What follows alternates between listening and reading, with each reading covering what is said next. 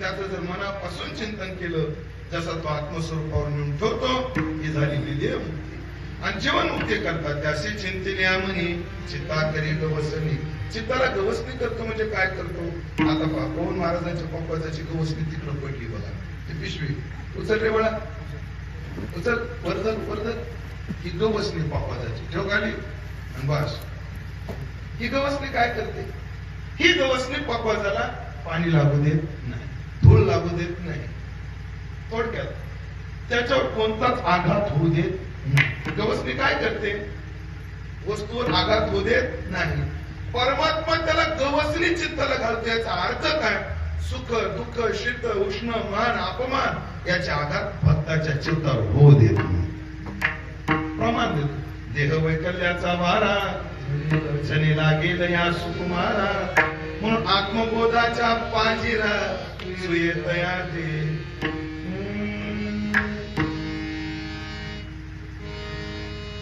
आत्मनिवेदन भरे तरोडका,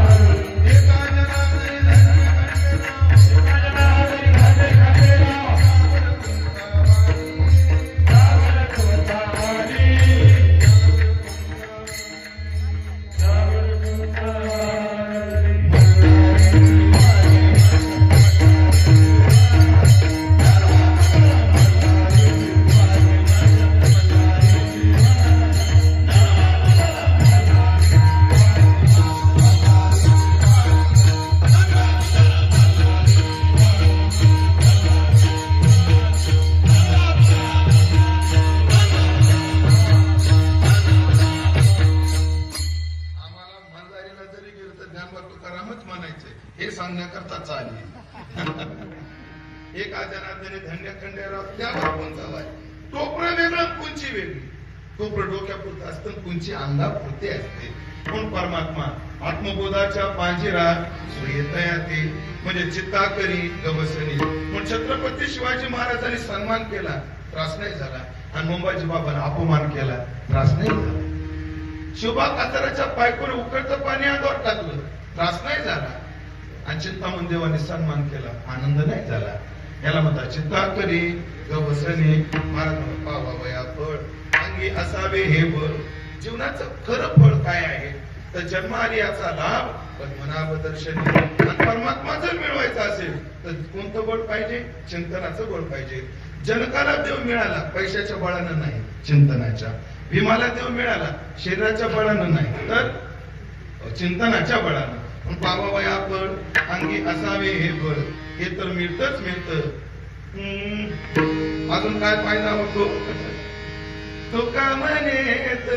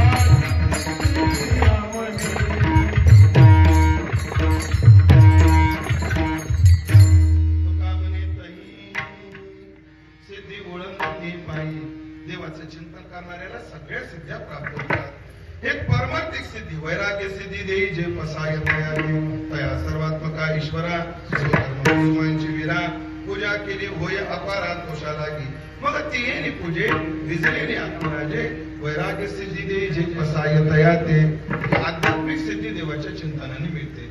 नाम चिंतनाने माणूस विरक्त होतो.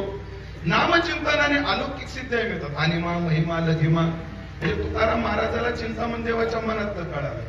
एवढंच नाही, तुकाराम महाराज आपलं शेख मोहम्मद महाराजांना तुकोबाराच्या मंडपाला लागलेली आग त्यांनी श्रीगोंद्यातून धोतर सोडून विजवली. ह्या काय आहेत? ह्या अलौकिक सिद्ध्या आहेत. मारवाड देशामध्ये जेव्हा गेले ज्ञानोबा आणि नामदेवराय तीर्थयात्रेला तर नामदेवराने सूक्ष्म रूप धारण करून विहिरी जाऊन पाणी पिलं. ह्या काय आहेत? सिद्ध्या आहेत. ह्या कशाला मिळतात? चिंतनाने. काही लौकिक सिद्ध्या आहेत. नाम घेणाऱ्याला प्रसिद्धी मिळते, नाम घेणाऱ्याला सन्मान मिळतो. खरं सांगा, मी तुमच्या जातीचा, मी तुमच्या भावकीतला, मी तुमच्या भागातला, मी तुमच्या परंपरेतला, तुमचा माझा काय संबंध? का बोलवलं मला तुम्ही? का माझा सन्मान करता तुम्ही? त्याचे एकच कारण आहे, देवाचं चिंतन वेडवाकडं करू करू. आपली जात कोणती? देवासाठी झाले ब्रह्मांड सोयरे. तुमच्याकडे माळ आहे? माझ्या गळ्यात माळ. आपण सोयरे. तुमच्या गळ्यात माळ आहे? आपण सोयरे. कोण माळ तुमच्या गळ्यात माळ? मग आपण सोयरे. ज्याच्या ज्याच्या गळ्यात माळ तो आमचा सोयरे. सोयरे बी दोन प्रकार, काय वरपैकी काय खालपैकी? तुमच्याकडे आहे का तसा प्रकार? सगळीकडेच आहे ते. प्रत्येक जातीत काय मला त्याचा आमचा रोटी व्यवहार आहे, पण गोटी बेटी व्यवहार नाही. कारण काय? ते खालपैकी. ज्याच्या ज्याच्या गळ्यात माळ तो तो आमचा कोणी कोण मला सोयराच आहे. पण जो माळीचे नियम पाळतो तो आमचा सोयरा, आणि जो माळीचे नियम पाळत नाही तो खालपैकी. असं आहे. म्हणून देवासाठी झाले ब्रह्मांड सोयरे. केळगावचा माझा काय संबंध नाही, फक्त देवासाठी झाले ब्रह्मांड सोयरे.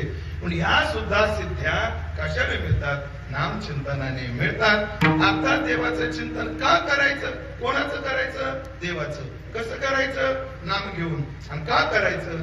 आत्मस्वरूपाची प्राप्ती होते म्हणून. चित्ताला म्हणजे शीत उष्ण आदी द्वंद्वापासून जो मुक्त होतो म्हणून.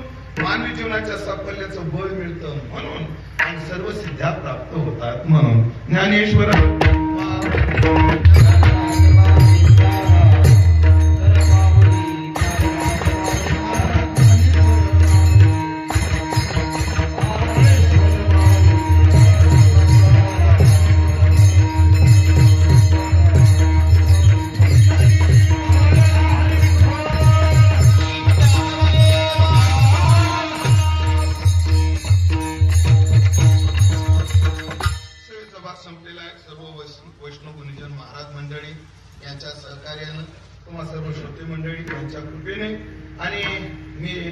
जे काही चिंतन करू शकलो ते सर्व मी ज्या वारकरी शिक्षण संस्थेत शिकलो त्या सगळ्या गुरुवरांची कृपा आणि माझे गुरु संतवीर पांडातात्या कराडकर माझ्या गुरुची कृपा माझ्या गुरुच्या चरणी सेवा समर्पित करतो.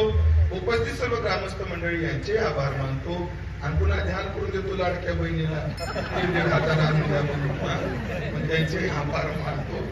आणि तुमच्यापर्यंत येण्यामध्ये आदरणीय सागर महाराजांची मोठी तळमळ म्हणजे ते तारीख खूप दिवसापासून घेतली आणि घेतल्यापासून गावकऱ्याला काही त्रास नाही. कदाचित सर त्यांच्या संपर्कात असतील मला माहित नाही, अजून कार्यकर्ते असतील, पण सागर महाराजांनी एवढे फोन केले. बाबा यावं लागेल, तुम्हाला यावं लागेल. माझ्या काळात त्यांना म्हणतो मला जर प्रवासाची अडचण निर्माण झाली. आज सकाळी नाशिकला 10 ते 12 किलोमीटर. कुठं? नाशिकला. आणि 12:15 वाजता जे गाडीत बसलोय तर इथं 8:15 वाजताच होतो. एवढी धावपळ केवळ आमच्या सागर महाराजाची मोठी. तर सुभाष महाराज सागर ते माझी अडचण आहे. माझी अडचण काय? माझ्या वडिलांची परंपरा मी चालवतो. माझ्या वडिलांची. माझ्या वडिलांना तुम्ही आता जाऊन विचारलं नातवाचं नाव काय तर ध्यानात राहते. तुम्ही तिला विचारून सांगतो. माझी तीच मुंबई.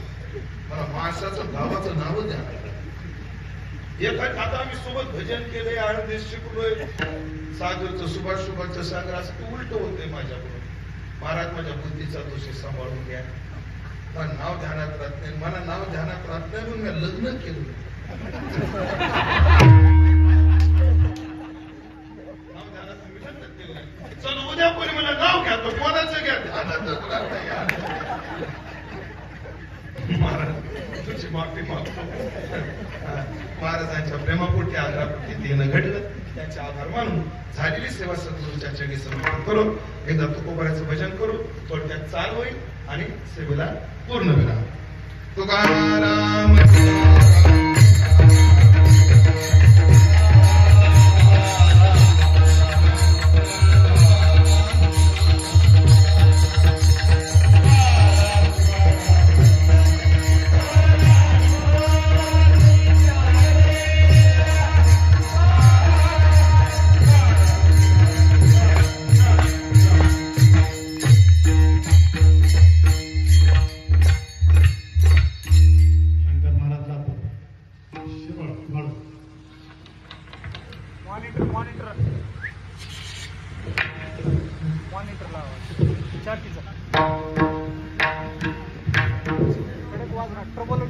ट्रबल मिड जरा गेन द्या.